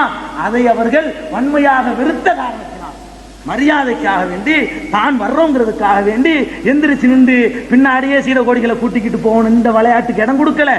கணக்கு கூட அப்படி இருந்த மாதிரி ஏன் கடவுள் ஆயிரும், நாளை கடவுள் அம்சம் இருக்குன்னு சொல்லிடுவான். ஒவ்வொரு நபிமார்களுடைய பெயராலையும் இது உண்டானதுக்கு கடவுள் கொள்கை குழி தோண்டி புதைக்கப்பட்டதுக்கெல்லாம் காரணத்தை அறிந்திருந்த நபிகள் நாயகம் ஸல்லல்லாஹு அலைஹி வஸல்லம் அவர்கள் தனக்காக எழுந்து நிற்பதை தடுத்தார்கள். எங்களில் ஒரு சகோதரன் இன்னொரு சகோதரனை சந்திக்கும் பொழுது என் ஹனீலஹு, அவருக்காக குனிந்து மரியாதை செய்யலாமா என்று ஒரு தோழர் கேட்கிறார். ஆலலா, கூடாது. குனிஞ்சு கூட மரியாதை செய்யக்கூடாது. ஆள் வர்றாங்கிறதுக்காக வேண்டி அப்படி குனிஞ்சுக்கிட்டு போய் மரியாதை செய்யறாங்களா இல்லையா? அதுக்கு கூட ஏன் சுயமரியாதை போகுது? கடவுளுக்கு மாத்திரம் நீ போனி. மனுஷன் தான். அவன் எவ்வளவு உயரத்துக்கு போனாலும் அவன் சாப்பிடுறான், அவன் குடிக்கிறான், மலை ஜலத்தை சுமந்துகிட்டு இருக்கிறான், மலை ஜலம் கழிக்கிறான். இவ்வளவு மோசமானவனா இருக்கும்போது நீ போய் அவனை மாதிரியே உள்ள ஒருத்தன். அவனும் கடவுளுக்கு அடிமை, நீனு கடவுளுக்கு அடிமை. அவனு இறந்து போகக்கூடியவன், நீனு இறந்து போகக்கூடியவன். இந்த மாதிரி ஒரு ஆள்கிட்ட போய் உன்னுடைய தேவையை கேட்கலாமா? அப்படிங்கிறதுக்காகத்தான் இஸ்லாம் வந்து மனுஷனை கடவுளையும் தெளிவா வித்தியாசப்படுத்தி காட்டினமா இருக்கும். மனுஷனை கடவுளையும் தெளிவா வித்தியாசப்படுத்துறதுக்கு உரைகள்லாம் நபிகளை வைக்குது. சாதாரண மனுஷனை வச்சு காட்டினா மனுஷன் புரிஞ்சுக்கிற மாட்டான். உயர்வான அந்தஸ்து உள்ள ஒருத்தரை கொண்டாந்து வச்சு அவருக்கும் கடவுளுக்கு உள்ள வித்தியாசத்தை காட்டினா எனக்கும் கடவுளுக்குள்ள வித்தியாசம் நல்லா தெரிஞ்சு போயிடும். அவரே கடவுள் இல்லை. அந்த வசனத்தை சொல்றாரு, மன் அராத ஐயோ கூமலகுன் நாஸ் ஃபல்யதபவ்வா மக்அதஹு மினன் நார். யார் தனக்காக ஒருவன் எழுந்து நிற்க வேண்டும் என விரும்புகிறானோ அவன் தன்னுடைய தங்குமிடத்தை நரகமாக ஆக்கிக் கொள்ளட்டும். எனக்காக அவன் எந்திரிச்சு நிற்கணும், எனக்காக இவன் எந்திரிச்சு நிற்கணும் என்று யாராவது விரும்பினால் அவன் தங்குற இடம் நரகம்தான். ஏன்? மனிதனுடைய சுயமரியாதையை பறிக்கிறான். உனக்கு என்னடா எழுந்து நிற்கிறது? என்னை மாதிரி ஒருத்தன், என்னை மாதிரி 10 மாசம் இருந்து பிறந்திருக்கிற, என்னை மாதிரி எல்லா பலவீனமும் உனக்கு இருக்குது, உனக்கு நான் எழுந்து நிற்கணுமா? அடக்கப்பட்ட மக்களுக்கு இவ்வளவு தன்மான உணர்வை அந்த காட்டு அரபிகளுக்கு ஊட்டினாங்க. அந்த காட்டு அரபிகளுக்கு இன்னைக்கு தாழ்த்தப்பட்டன்னு சொல்றவன் அந்த தாழ்த்தப்பட்டதை விடவும் மகா தாழ்த்தப்பட்ட பிலால் போன்றவர்களுக்கு இந்த தன்மான உணர்வை ஊட்டி உலகத்தை உயர்வான சமுதாயமாக்குனாங்க. அந்த மனிதர்கள் சுயமரியாதை பெற்றதற்கு மூல காரணம் இஸ்லாம் அறிமுகப்படுத்தின கடவுள் கொள்கலாம். கடவுளுக்கு சரணாகதி, எவனுக்கும் சரணாகதி ஆகும், கடவுளுக்கு மாத்திரம் சரணம். அந்த ஒரு பையன் இருந்தா தாங்க மனித வாழ்க்கை மேம்பட முடியும், சுயமரியாதையை காப்பாற்றிக்கிற முடியும். இப்படி எல்லா விதமான ரூபங்களிலும் தனக்கு செய்யற வழிபாடுகளை சுத்தமா தொடை செறிஞ்சாங்க. ஒரு சபையிலே நபிகள் நாயகம் ஸல்லல்லாஹு அலைஹி வஸல்லம் அவர்கள் ஒரு திருமணத்திலே கலந்து கொள்கிறார்கள். அங்குள்ள சிறுமிகள் எல்லாம் நபிகள் நாயகத்தை வாழ்த்தி சில பாடல்களை படிக்கிறார்கள். அந்த பாடல்களிலே அந்த படிக்கும் பொழுது ஒரு சிறுமி சொல்கிறார், ஒஃபீனா நபியுன் யஅலமு மா ஃபீ கதின், இதோ எங்களிடத்திலே ஒரு நபி இருக்கிறார், இவர் நாளை நடப்பதையெல்லாம் அறிந்து விடுவார். புகழ்றோங்கிற பேர்ல எங்களிடத்திலே ஒரு நபி இருக்கிறார், இவர் நாளை நடப்பதையெல்லாம் அறிந்து விடுவார் என்று சொன்ன பொழுது அவரை ரசித்து கேட்டுக்கொண்டிருந்தார்களா? கேட்டுக்கிட்டு இருப்பான். இன்னைக்கு பார்ப்போம், கடவுள்னு சொல்றான் மனசார, இதய தெய்வம்னு சொல்றான், கண்டிக்க வக்கு இல்லை. என்னடா இதய தெய்வம்ங்கிற தெய்வமா, என்னை தெய்வம்னு சொல்லலாமான்னு கண்டித்த தலைவன் நீங்க பார்த்திருக்கிறீங்களா? நபிகள் நாயகம் ஸல்லல்லாஹு அலைஹி வஸல்லம் கடவுள்னு கூட சொல்லலைங்க. வஃபீனா நபியுன் யஅலமு மா ஃபீ கதின், நாளைக்கு உள்ளதை அறியக்கூடிய நபி இதோ எங்களிடத்திலே இருக்கிறார் என்று பாடியும் பொழுது நபிகள் நாயகம் ஸல்லல்லாஹு அலைஹி வஸல்லம் சொன்னார்கள், லா தகூலி ஹதா, இப்படி சொல்லாதே, கூலி பில்லத்தி தக்கூலின, இதற்கு முன்னால் நீ பாடிக்கொண்டிருந்த பாட்டை பாடு. இப்படி கடவுள் அம்சம் உள்ளவனாக என்னை கற்பிக்கக்கூடிய, நாளை நடப்பதையெல்லாம் அறியக்கூடியவனாக என்னை காட்டிவிடாதே, அதை பாடாதே என்று அந்த கட்டத்திலும் கூட நபிகள் நாயகம் ஸல்லல்லாஹு அலைஹி வஸல்லம் அவர்கள் தன்னுடைய சமுதாயத்தை தடுத்து கடவுளுடைய ஒரு சின்ன அம்சத்தையும் தனக்கு பெற்றுக்கொண்டு மனிதனுடைய சுயமரியாதையை தன்னுடைய காலில் போட்டு மிதிக்கவில்லை. நான் இறை தூதரை பேசுவதாக நடுவரோ மரியாதைக்குரிய ஐயா அவர்களோ சொல்லக்கூடாது. இறை தூதரை வைத்து கடவுள் தன்மையை வித்தியாசப்படுத்துவதற்கு சொல்கிறேன். நபிகள் நாயகத்தை இங்கே சொல்வது இறை தன்மையை புரிய வைப்பதற்கான உதாரணம். இறை தூதரை பேசியதாக பிறகு சொல்லக்கூடாது. உதாரணத்திற்காக அதை கொண்டு வந்து சொல்லித்தான் ஆக வேண்டி இருக்கிறது. நபிகள் நாயகம் ஸல்லல்லாஹு அலைஹி வஸல்லம் சொன்னார்கள், சுற்றி உள்ள சமுதாய மக்களை எல்லாம் பார்க்கிறார்கள். ஓரிரை கொள்கையை நிலைநாட்ட வந்த நபிமார்களை எல்லாம் இறந்து போன பிறகு அடக்கம் செய்து அவர்களுடைய சமாதிகளிலே பூஜை செய்து அங்கே பிரார்த்தனை செய்து அங்கே விளக்கேற்றிக் கொண்டு அங்கே தங்கிக் கொண்டு கூத்தடிப்பதை பார்க்கிறார்கள். கடவுளை, ஒரே கடவுளை போதித்த நபிமார்களுக்கு ஏற்பட்ட கதியை பார்த்தவுடனே என்ன சொன்னார்கள் தெரியுமா? லானல்லாஹுல் யஹூத வன் நஸாரா, இந்த யஹூதி நசாராக்களை அல்லாஹ் நாசமாக்குவானாக. இத்தகது குபூர் அம்பியாயிஹும் மசாஜித், தங்கள் நபிமார்களுடைய கபர்களை எல்லாம் வணக்கஸ்தலங்களாக ஆக்கிவிட்டார்களே. நபிமார்கள் என்பவர்கள், தீர்க்கதரிசிகள் என்பவர்கள் அல்லாஹ்வை வணங்க வேண்டும் என்று சொல்லி இருக்கிறார்கள், அவர்களையே வணக்கஸ்தலத்திற்கு கொண்டு அப்ப இப்படி நபிமார்களையே வணக்கத்திற்குரியவர்களாக கடவுளுடைய அம்சம் பெற்றவர்களாக ஆக்கிவிட்டார்களே என்று கருதி இப்படி சபிக்கிறார்கள் கோபத்திலே. இன்னும் சொல்கிறார்கள், லா தஜஅலு கப்ரி ஈதா, என்னுடைய கபரில் நான் அடக்கம் செய்யப்பட்ட பிறகு என்னுடைய அடக்க ஸ்தலத்திலே திருவிழாக்கள் நடத்தி விடாதீர்கள். கடவுளாயிருவேன், கடவுளாக்கிறாதீங்க, என் அடக்கஸ்தலத்துல திருவிழா நடத்திடாதீங்க என்று நபிகள் நாயகம் ஸல்லல்லாஹு அலைஹி வஸல்லம் அவர்கள் கண்டித்தார்கள். இன்னைக்கு வரைக்கும் அடக்கஸ்தலத்துல திருவிழா இல்லை, வேற இடங்கள் நடக்குதுன்னு கேட்கலாம். இஸ்லாத்தை நான் பேசுறேன், முஸ்லீம்களுடைய நடவடிக்கைகளை பேசல, இஸ்லாத்துல சம்பந்தமே கிடையாது. கபரு திருவிழாவுக்கோ சந்தன கூட்டுக்கோ வேறு எதுக்குமோ இஸ்லாத்தில் எந்த சம்பந்தமும் கிடையாது, திருவிழா நடத்தக்கூடாது. இப்படியெல்லாம் நபிகள் நாயகம் ஸல்லல்லாஹு அலைஹி வஸல்லம் அவர்கள் தனக்கு கடவுளுடைய எல்லா அம்சத்தையும் அல்ல, 1-2 அம்சத்தை அப்படி இருப்பதாக சொல்லி காட்டும் பொழுது கூட தலையில் அடிச்சு உட்கார வச்சுட்டாங்க. தன் பெயரை சொல்லி கூட இந்த ஏகத்துவத்துக்கு இது வரக்கூடாதுங்கிறதுக்காக உலம் எக்குள்ளஹு குஃபுவன் அஹதுக்கு இது ஒன்று போதுங்க, அல்லாஹ்வுக்கு நிகராக எவனும் கிடையாது. எங்களுடைய உயிரினும் மேலான தலைவர் நபிகள் நாயகம் ஸல்லல்லாஹு அலைஹி வஸல்லம் அவர்களே ஆனாலும் சரிதான், அவர்களாகவே இருந்தாலும் சரிதான், அல்லாஹ்வுக்கு நிகர் இல்லை. அல்லாஹ்வுடைய அடியார் அவர், அல்லாஹ்வுடைய அடிமை, அல்லாஹ்வுடைய தூதர். என்ன மதிக்கிறோம்?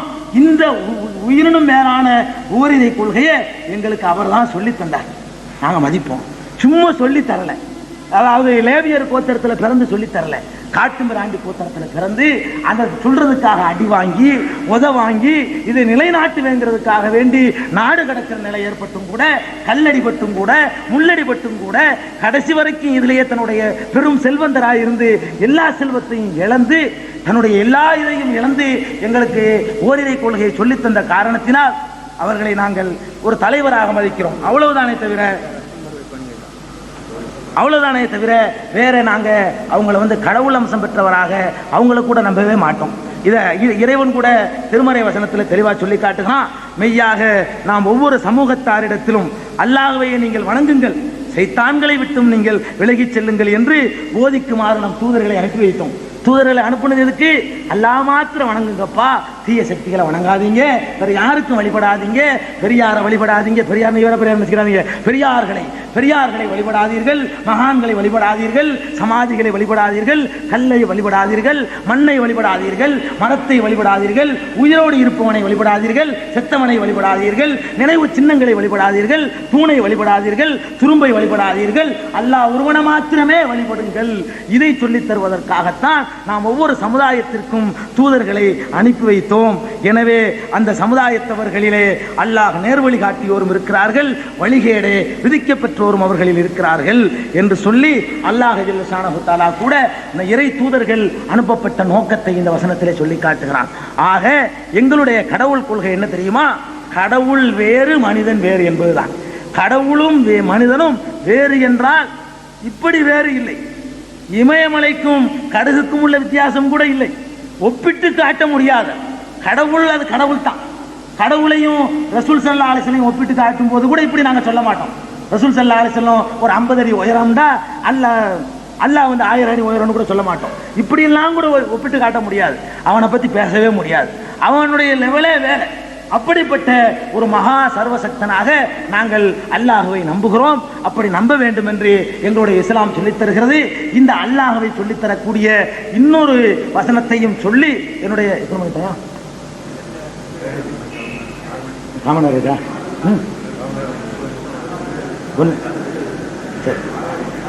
அரைகளா எத்தனை பேசணும்? 4:20 6:20. இன்னொரு வசனத்தையும் நான் சொல்லி காட்டுகிறேன். ஏனென்றால் கடவுள் கொள்கையை சொல்லித் தருவதற்காக உள்ள பல வசனங்கள். இது எதற்கு நான் சொல்கிறேன் என்று சொன்னால், இஸ்லாமியர்களே முதலில் கடவுள் கொள்கையை தெளிவாக புரிஞ்சுக்கணும். பல இஸ்லாமியர்கள் புரிஞ்சுக்கல. அதுக்காக வேண்டியும் மற்றவர்களும் எங்களுடைய கடவுள் கொள்கை எவ்வளவு தெளிவானது, இந்த கடவுள் கொள்கைக்கு ஒருத்தன் வந்துட்டான்னு சொன்னா உலகம் எவ்வளவு சுபிட்சமா இருக்கும் அப்படிங்கிறத காட்டுவதற்காக நான் இதையெல்லாம் சொல்லி காட்டுறேன். அல்லாஹ் சொல்லுகிறான், அல்லாஹு லா இலாஹ இல்லாஹு, அல்லாஹ் யார் தெரியுமா? அவனை தவிர வேறு கடவுள் இல்லை. அல் ஹய்யூ, அவன் உயிர் உள்ளவன். அல் கய்யூம், நித்திய ஜீவன். லா தஅகுதுஹு சினத்துன், அவனுக்கு அசதி கிடையாது. ரொம்ப வேலை பார்த்துட்டேன், கொஞ்ச நேரம் ரெஸ்ட் எடுத்துக்கிறேன், இது கிடையாது. ரெஸ்ட் எடுத்தா நீனு உனக்கு என்ன பழனி என்ன கடவுள்? 6 நாளைக்கு நான் வேலை பார்த்து முடிச்சுட்டேன், ஒரு நாளைக்கு 7 நாளைக்கு எனக்கு லீவு வேணும் அப்படின்னு சொன்னா அதுக்கு பேர் கடவுள் இல்லை. கடவுளுக்கு இதுக்கு லீவு, கடவுளுக்கு என்னதுக்கு ஓய்வு? கடவுள் ஓய்ந்து இருக்கக்கூடாது. ஓய்ந்து இருந்தா உலகம் இயங்காது. உலகம் இயங்காதுங்க. ஓய்ந்து இருந்தா சூரியன் உதிக்கணுமே, அன்னைக்கு யார் உதிக்க வைக்கிறது? ஓய்வே கிடையாது கடவுளுக்கு. கடவுளுக்கு வேலை ஸ்ட்ரைக் இல்லாத, உரையிலாக கடவுள் இலாக்காதான். லா தஅகுதுஹு சினத்துன், அவனுக்கு அசதியே கிடையாது. அசதி அப்படியே சோர்வு, மயக்கம், இப்படி எல்லாம் நீங்க கடவுளை கற்பனை பண்ணக்கூடாது. லா தஅகுதுஹு சினத்துன், அவனுக்கு அசதி கிடையாது. வலா நௌமுன், தூக்கமும் கிடையாது. இது போக லஹு மா ஃபிஸ் ஸமாவாதி வ மா ஃபில் அர்த், வானம் பூமி அதுல உள்ள எல்லாம் அவனுக்கு சொந்தமானது. எல்லாம் கையில உள்ளது. வானத்தில் உள்ள அவ்வளவும் பூமியில உள்ள அவ்வளவும் அல்லாஹ்வுக்கே சொந்தமானது, அவனுக்கு உரிமையான பொருட்கள். சொல்லிட்டு மன் தல்லதி யஷ்ஃபஉ இன்தஹு லஹு மா ஃபிஸ் ஸமாவாதி வ மா ஃபில் அர்த், வானம் பூமிகள் உள்ளவை எல்லாம் அவனுக்கே உரிமையானவை என்று சொல்லிவிட்டு அடுத்து இறைவன் சொல்கிறான், இந்த புரோகிதத்தையும் மற்ற விஷயங்களையும் தகர்த்தெறிவதற்காக சொல்கிறான், மன் தல்லதி யஷ்ஃபஉ இன்தஹு, அவனிடத்திலே பரிந்து பேசுபவன் யார்? அவங்கிட்ட ஒரு ஆள் செய்யற தப்புக்கெல்லாம் சுமை ஏத்துக்கிட்டு பரிந்து பேசக்கூடியவன் யார்? மன் தல்லதி யஷ்ஃபஉ இன்தஹு. ஏன்னு கேட்டா, இந்த பரிந்து பேசுவது என்ற சித்தாந்தம் தான் உலகத்துல மனுஷனை பல தெய்வ வணக்கத்துக்கு கொண்டு வந்துச்சு. இதுக்கு சான்றாக நபிகள் நாயகம் ஸல்லல்லாஹு அலைஹி வஸல்லம் காலத்தில் இருந்த ஒரு கடவுள் கொள்கையை உங்களுக்கு சுருக்கமா சொன்னா புரியும் நினைக்கிறேன். இதுக்கு சான்றா நான் சொல்லி ஆக வேண்டியிருக்கு. நபிகள் நாயகம் ஸல்லல்லாஹு அலைஹி வஸல்லம் காலத்தில் வாழ்ந்த மக்கள் அல்லாஹ் என்று ஒருத்தனை நம்பி இருந்தாங்க. இதை நல்லா தெரிஞ்சுக்கணும். அல்லாஹ்னு ஒருத்தன் இருக்கிறான். ஏன் வானத்தை படைச்சது யாரு, பூமியை படைச்சது யாருன்னு கேட்டா அல்லாஹ்னு அவன் பதில் சொல்லி இருக்கிறான். குர்ஆன் சொல்லுது, வலையின் சால்தஹும் மன் ஹலக்க ஸமாவாத்தி வல் அர்ல, வானம் பூமிகளை படைத்தவன் யார் என்று நபியை நீங்கள் கேட்டீர்களே ஆனால் அல்லாஹ் தான் படைத்தான் என்று சொல்வார்கள். இப்படி அல்லாஹ்வே சொல்லி காட்டுறான். அப்போ ஒரு கடவுளை நம்பி இருந்தாங்க. நம்பிட்டு அவன் என்ன பண்ணான்னு கேட்டா சில பெரியார்களை, சில நபிமார்களை, சில நல்லடியார்களை எல்லாம் சிலையாக, உருவமாக, சமாதியாக வைத்துக் கொண்டு அங்கேயும் வழிபாடு செஞ்சான். கடவுளை அவன் மறுத்துக்கிட்டு இருக்கல, கடவுளை நம்புனா அங்கேயும் வழிபாடு செஞ்சான். ஏண்டா வழிபாடு செய்யறேன்னு கேட்டா இவங்களை கடவுள்னு நினைச்சுக்கிட்டு நான் வழிபாடு செய்யல, கடவுள்கிட்ட சொல்லி எங்களுக்கு வாங்கி தருவாங்க, கடவுள்கிட்ட கையை பிடிச்சி எங்களை இழுத்து கொண்டே சேர்த்துருவாங்க, அதுக்குத்தான் இந்த மனிதர்களுக்கு, இறந்து போன மனிதர்களுக்கு பூஜை செய்யறோம்னு அவன் பதில் சொன்னான். இது கற்பனை இல்லை, அப்படி பதில் சொன்னான் என்று குர்ஆன் எங்களுக்கு சொல்லித் தருகிறது. எப்படி சொல்லுகிறது? மான அபுதுஹும் இல்லா லியுகர்ரிபூனா இலல்லாஹி ஸுல்ஃபா, அல்லாஹ்விடத்திலே எங்களை நெருக்கி வைப்பதற்குத்தான் நாங்கள் இவர்களை வணங்குகிறோம். அல்லாஹ்ன்னு நினைச்சுக்கிட்டு வணங்கல, அல்லாஹ்ட்ட எங்களை கொண்டே சேர்த்து வைக்கணும், அதுக்குத்தான் வணங்குகிறோம். ஹாவுலாய் சுபஹாவுனா இந்தல்லாஹ், இவர்கள் எல்லாம் எங்களுக்காக அல்லாஹ்விடத்திலே பரிந்து பேசுவார்கள், அதுக்குத்தான் வணங்குறோம்னு சொன்னான். அதுதான் அல்லாஹ் கேட்கிறான், மன்தல்லதி யஷ்ஃபோ இந்தஹு, யாரா அவங்ககிட்ட பரிந்து பேசுறவன்? என்ன பரிந்து பேசுறது? நீ வந்தா தரமாட்டேனா, நீ கேட்டா தரமாட்டேனா, நீ என்கிட்டயே பிரார்த்தனை செஞ்சா தரமாட்டேனா அப்படின்னு கேட்கிறான். பல இடத்துல சொல்லி காட்டுறான். இதா சாலக இபாதி அன்னி ஃபஇன்னி கரீப், என்னுடைய அடியார்கள் என்னை பற்றி கேட்டார்கள் என்று சொன்னால் நபியை நீங்கள் சொல்லுங்கள், நான் ரொம்ப கிட்டத்தில் இருக்கிறேன்னு சொல்லிருங்க. அவங்கள்ட்ட போய் என்னுடைய அடியார்கள் என்னை பற்றி கேட்டாங்கன்னு சொன்னா தூரத்தில் இருக்கிறேன்னு ஒரு ஆளை பிடிச்சிடாதீங்க, கிட்ட இருக்கிறேன்னு சொல்லுங்க. அதோட நிறுத்திக்கிறல. உஜீபு தாவத் தாஇ இதா தான், பிரார்த்திப்பவனுடைய பிரார்த்தனையை ஏற்க நான் தயாராக இருக்கிறேன். ஃபல்யஸ்தஜீபூலி, என்னிடத்திலே அவன் பிரார்த்தனை செய்யட்டும், என்னிடத்திலேயே அவன் பிரார்த்தனை செய்யட்டும். ஒல் யூமினு பி, என்னையே நம்பட்டும். லஅல்லஹும் யர்ஷுதூன், அவர்கள் நேர்வழி பெறுவார்கள். கேட்க தயாரா இருக்கிறேன்னு சொல்லக்கூடிய இறைவன் கேளுடாங்க, கேட்டாலும் தரமாட்டேன்னு சொல்லக்கூடியவன் நீங்க பார்த்திருப்பீங்க. கேட்காட்டி கோவப்படக்கூடியவன் இறைவன். எங்களுடைய இறைவன் எப்படிப்பட்டவன் என்று சொன்னால் நபிகள் நாயகம் ஸல்லல்லாஹு அலைஹி வஸல்லம் சொன்னாங்க, மல்லம் யஸ்அலில்லாஹ யக்லபு அலைஹி, யார் அல்லாஹ்ட்ட கேட்க மறுக்கிறானோ அவன் மீது அல்லாஹ் கோவப்படுறான். கேட்காட்டி கோவப்படக்கூடியவனை பார்த்திருக்கீங்களா? கேட்டா சடையக்கூடியவனை பார்த்திருப்பீங்க, கேட்டா ஆத்திரப்படக்கூடியவனை பார்த்திருப்பீங்க. கேட்கலன்னா கோவப்படுறான். ஏன்டா நீ என்கிட்ட கேட்கல, நான் பெத்த புள்ள என்கிட்ட ஒன்றும் கேட்கலன்னு சொன்னா, நான் கட்டின மனைவி என்கிட்ட ஒண்ணுமே கேட்கலன்னு சொன்னா அப்ப கூட எனக்கு கோவம் வர, நல்லது நினைச்சிட்டு போயிடுவேன். படைத்த ரப்புல் ஆலமீனை பொறுத்த வரைக்கும் ஏன் இவன் கேட்க மாட்டான்? என்னடா என்னை விட்டு வேற எங்க வைக்கலாம் நினைச்சிட்டு இருக்கேன்?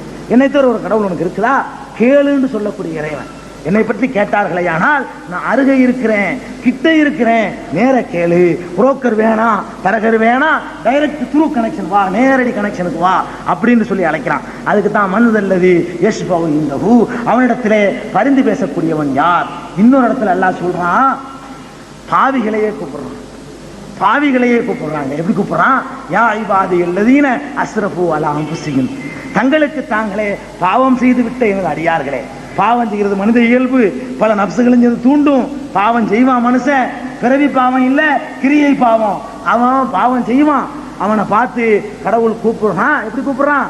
யா இபாதி அல்லதீன அஸ்ரஃபு அலா அன்ஃபுஸிஹிம், தங்களுக்கு தாங்களே பாவம் செய்து விட்ட எனது அடியார்களே. லா தக்னது மிர் ரஹ்மத்தில்லாஹ், அல்லாஹ்வுடைய ரஹ்மத்தில் இருந்து, என்னுடைய அருளில் இருந்து நீங்கள் நம்பிக்கை இழந்துடாதீங்க. பாவம் செஞ்சிட்டமே, ஏன் நம்பிக்கை இழந்து எங்க போக போறேன்? வேற போக்குற ஏதாவது இருக்குதா? இந்த பூமியை தவிர, இந்த வானத்தை தவிர வேற எங்க போய் இருக்கலாம் நினைச்சிட்டு இருக்கிறேன்? எங்க போனாலும் நான் தான் இருக்க போறேன். அதனால யா இபாதி அல்லதீன அஸ்ரஃபு அலா அன்ஃபுஸிஹிம், தங்களுக்கு தாங்களே அநீதி இழைத்து விட்ட எனது அடியார்களே. லா தக்னது மிர் ரஹ்மத்தில்லாஹ், நீங்கள் அல்லாஹ்வுடைய ரஹமத்திலே நம்பிக்கை இழந்துடாதீங்க.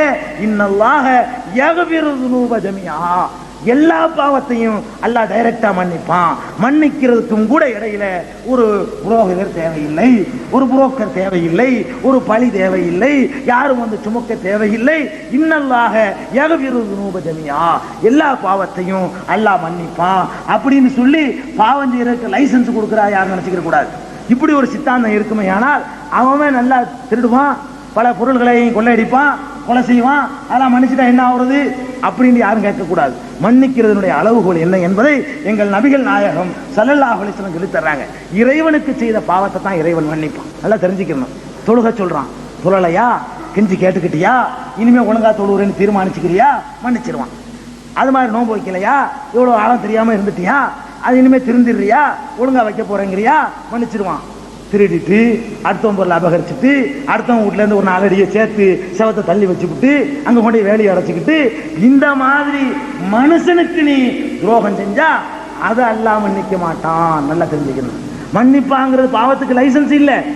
இறைவன் மன்னிக்குவான்னு சொல்வது நீங்க தெளிவா போய் இஸ்லாமிய பார்வையில எந்த பாவங்கள் மன்னிக்கப்படும் சொன்னா கடவுளோடு சம்பந்தப்பட்ட பாவத்தை தான் கடவுள் மன்னிப்பாரு.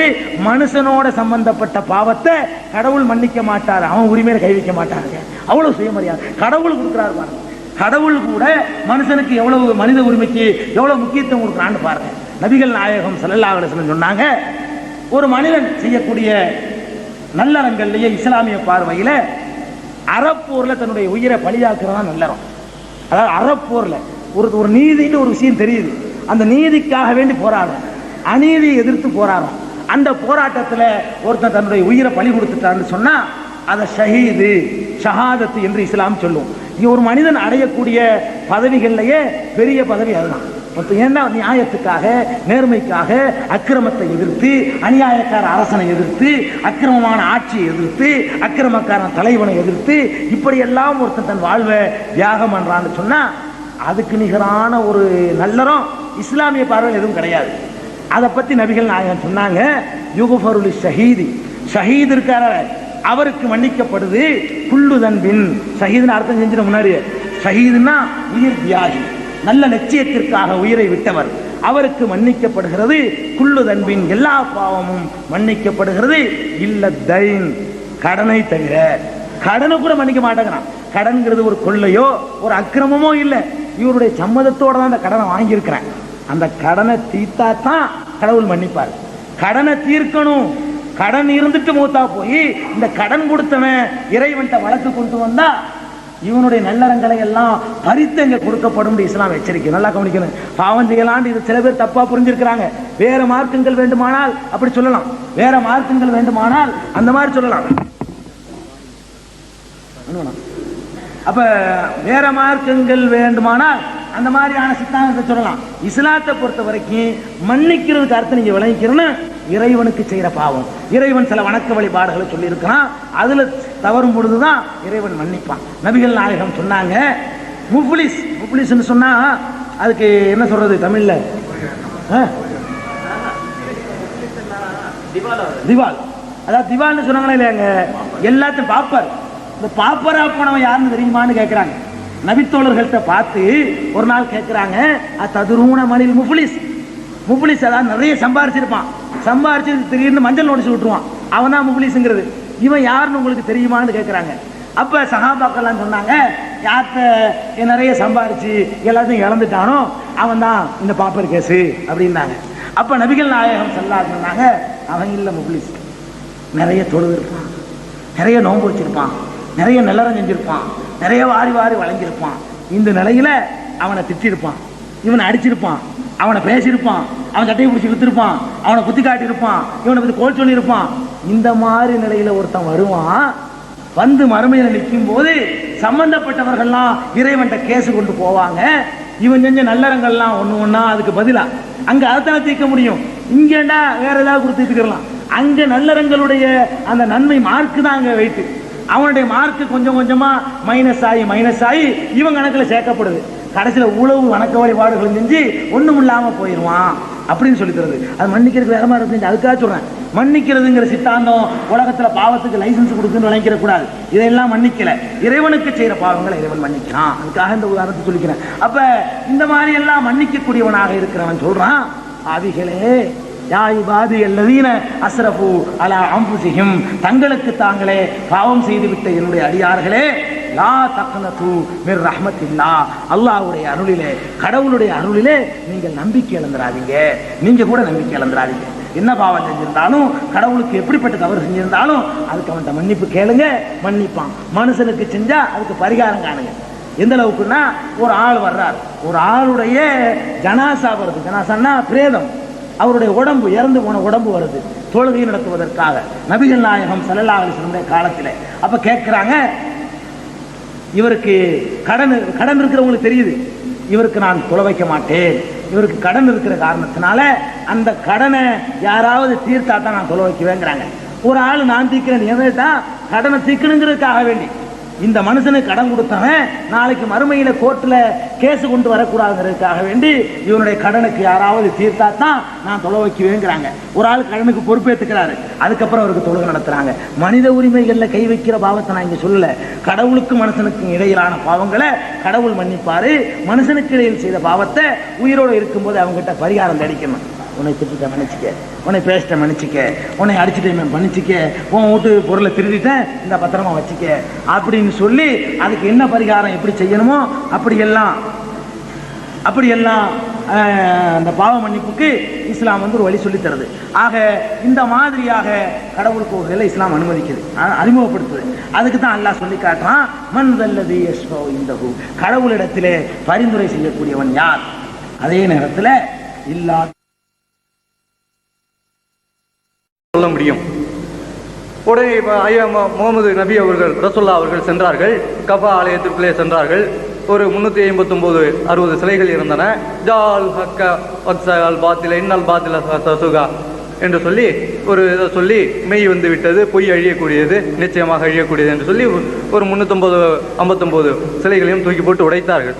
அங்கே மிகவும் மதிப்புக்கும் மரியாதைக்குரிய ஈத் பெருநாளுக்கு சொந்தக்காரர்களாகிய இஸ்மாயில் இப்ராஹிம் அவர்களுடைய படங்கள் கூட இருந்தன, அதையும் தூக்கி போட்டு உடைத்தார்கள். இதனை எதுக்காக சொல்கிறேன் என்றால், ஐயா அவர்கள் குறிப்பிட்டார்கள் சிறந்த கருத்து, மனிதனுக்கு மனிதன் மரியாதை செலுத்தக்கூடாது. மனிதனுக்கும் கொஞ்சம் சக்தி வாய்ந்த இந்த இரு நபிகளுடைய சிலைகள் படங்கள் இருக்கின்ற போது அதையும் தூக்கி போட்டு உடைத்தார்கள். அது இருக்கின்றது. இன்னொரு கருத்து நான் முடித்துக் கொள்கிறேன். இன்னொரு கருத்தின்படி இந்த வாழ்த்துகின்ற முறையிலே கூட ஒரு கருத்து இருக்கிறது. இந்த பாரக்கல்லாஹு லக்கன்னு ஆரம்பிக்கும், வஜமா ஃபீனா, அதாவது பைனகுமா ஃபீஹைர்ன்ட்டு ஒரு இது இருக்குது. அதாவது உங்கள் மீது அல்லாஹ் மணமக்களை வாழ்த்துகின்ற முறை, பரக்கத் செய்வானாக அப்படின்னு அதை கூட சொல்லலாம். அதாவது அந்த இஸ்லாத்திலே கூட சொல்லுகிறார்கள், அதாவது ஆதம் நபியை போல ஆதம் ஹவாவை போல வாழுங்கள், சாரா ஹஜ்ரம். எங்கள் பகுதியில் உள்ள இஸ்லாம் மார்க்கத்தை சேர்ந்தவர்கள் இந்த அஜிரத் என்று சொல்லிக்கூடக்கூடியவர்களை வைத்து படிப்பார்கள். அப்புறம் சுலைமான் பல்கீஸை போல வாழுங்கள் அப்படி என்றெல்லாம் சொல்வார்கள். அதெல்லாம் அந்த ஏற்புடையதல்ல. நாங்கள் அதை எதற்காக சொல்லி, அதையே நாங்கள் எதிர்க்கின்றோம். அந்த நபிகளின் பெயர்களை உச்சரிப்பதையே நாங்கள் எதிர்க்கின்றோம். நீங்கள் என்ன செய்து கொண்டிருக்கின்றீர்கள், உங்களுடைய இறைக்கொள்கை என்ன சொல்கிறது, இப்படி வாதிக்கலாம். ஆகையாலே இப்படிப்பட்ட வாதங்கள் தான் தலைப்புக்குள் வர வேண்டும். இது சிறப்பான ஒன்று. அதே போல இதனை அடுத்து ஐயா அவர்கள், ஜவுமணி ஐயா அவர்கள் பேசுகிறார்கள் என்பதற்காக நான் குறிப்பிடவில்லை. நாளைய தினம் இருவருமே சரி, நாளைய மறுதினமும் சரி, இப்படிப்பட்ட ஒரு கருத்தினை தலைப்பிற்குள் கொண்டு வர வேண்டும் என்று கேட்டுக்கொண்டு அடுத்த நிகழ்ச்சி பொழுது வச்சுக்கலாம். அமைப்பு குழு அடுத்த நிகழ்ச்சி சரியாக 6:30க்கு நடைபெறலாம் என்று நினைக்கிறேன். ஐயா பெரியவர் அவர்களே, அமைப்பு குழுவினர்கள் கேட்டுக்கொண்டிருந்தாங்க, சரியாக 7 மணிக்கு ஆரம்பித்து 9 மணிக்கு முடிக்கலாம் என்று கருதுகிறோம்.